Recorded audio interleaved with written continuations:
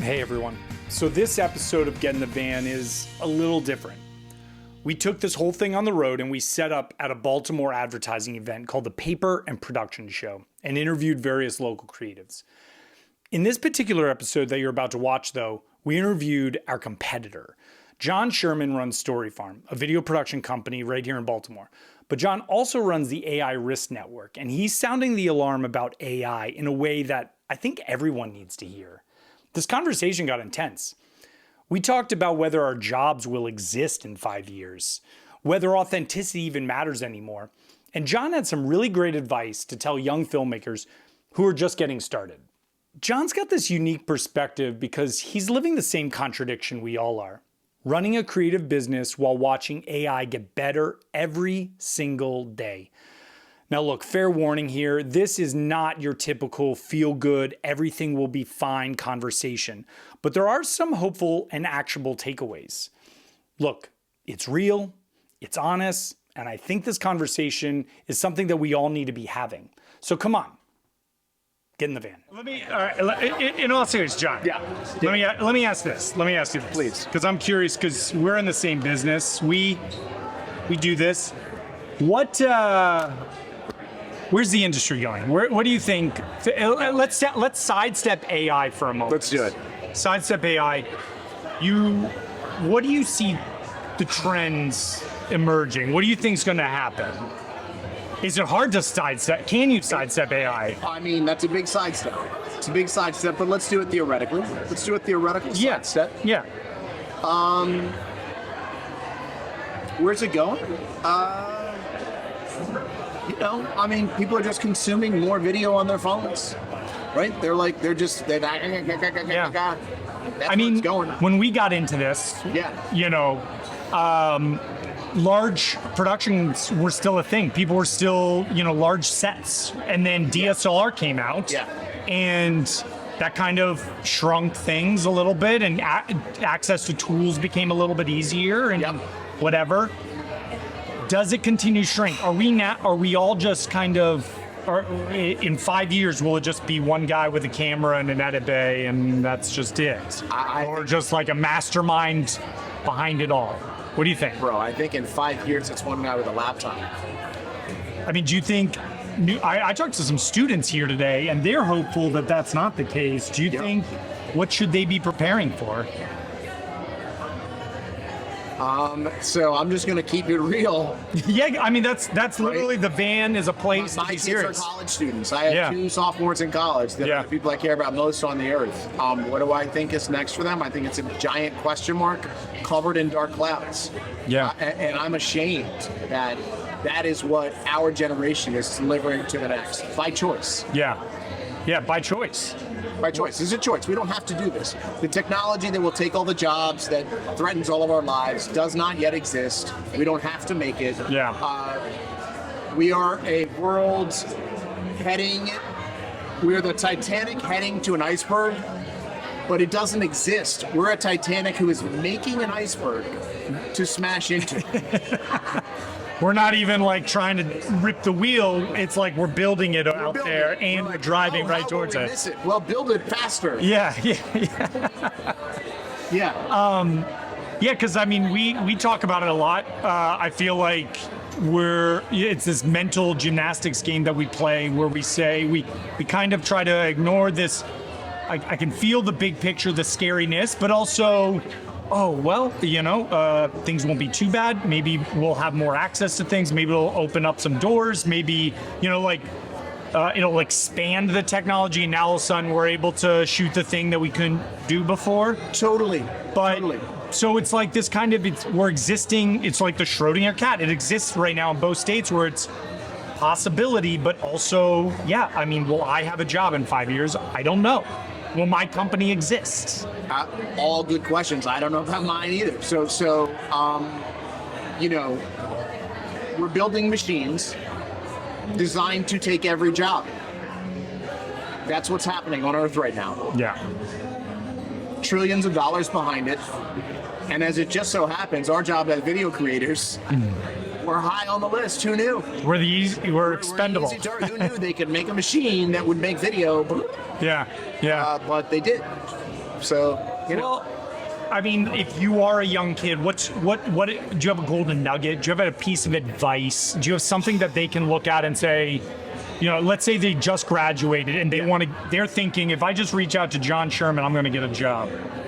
Like I would say to a young person, be an optimist. I'm an optimist. Okay. Like the way I approach all this AI stuff is from a position of optimism. If I was pessimistic, I'd be like, oh my God, we're fucked. Let's just go sit at the beach. Right. Right? I'm not like that at all. I'm like let's take action today to make a different future. So like the people who are alive now, especially you and me and the people our age, we are shaping the future for our children and the future generations. Right. And we can shape it to a way where they have opportunity, or we can shape it to a way where the machines own all the opportunity. Yeah. And we're going to decide this in the next 1, 2, 3, 4 years. And so, we didn't choose this, we didn't want it, but it's here. Do you think, everybody I talked to tonight, when we talked about AI, they would be like, they'd say something like, well, I think what's going to become more important is authenticity. Like, you watch these videos. Yeah. Keeping just to, like, our industry. You watch these videos, and there's something in the back of your brain that you're like, this doesn't feel right. Yeah. But every day it's getting better. Every moment it's growing and better and better. Like, is it possible to maintain the authenticity? Like, do we maintain it? Like, I guess because you've got kind of a little bit of a different perspective, I am curious, like, is that a valid hope? So I think the question is, will it matter enough? Right? Like, it will matter to some people. Yeah. But will they be enough to move markets, to move industries, to move the way we consume information? Right. Enough people say, we don't want the slop, we don't want the fake, we reject it. Right. It will die.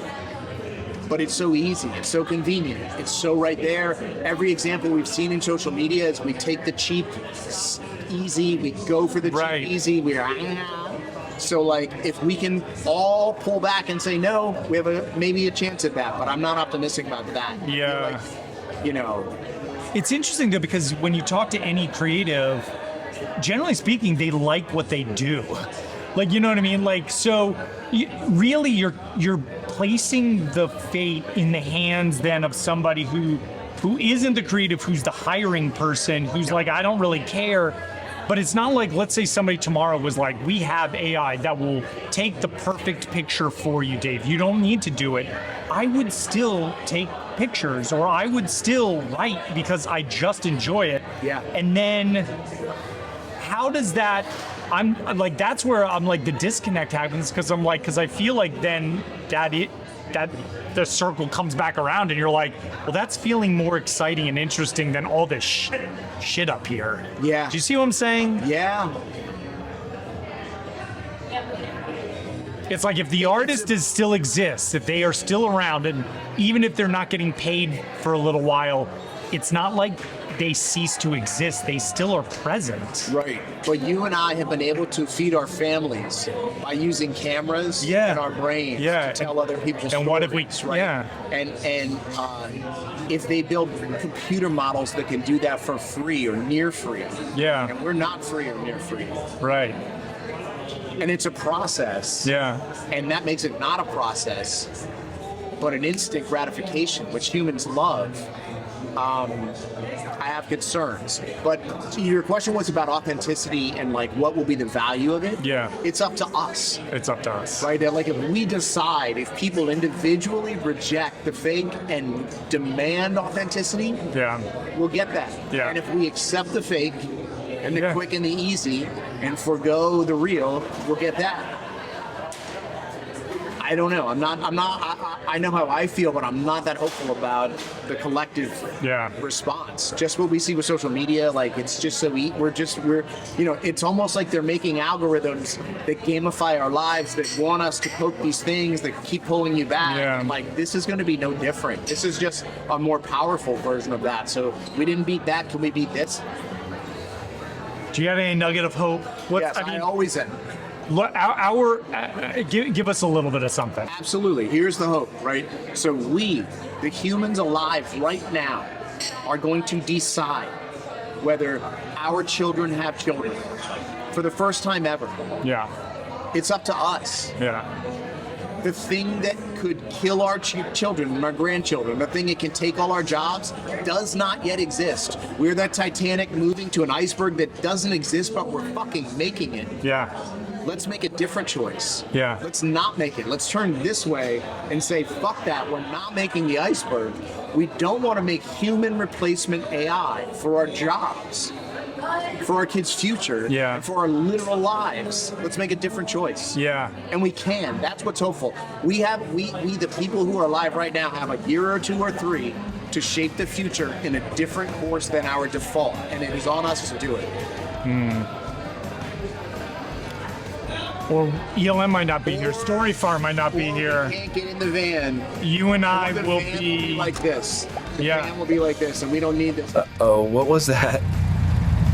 I don't know, but let's get out of here.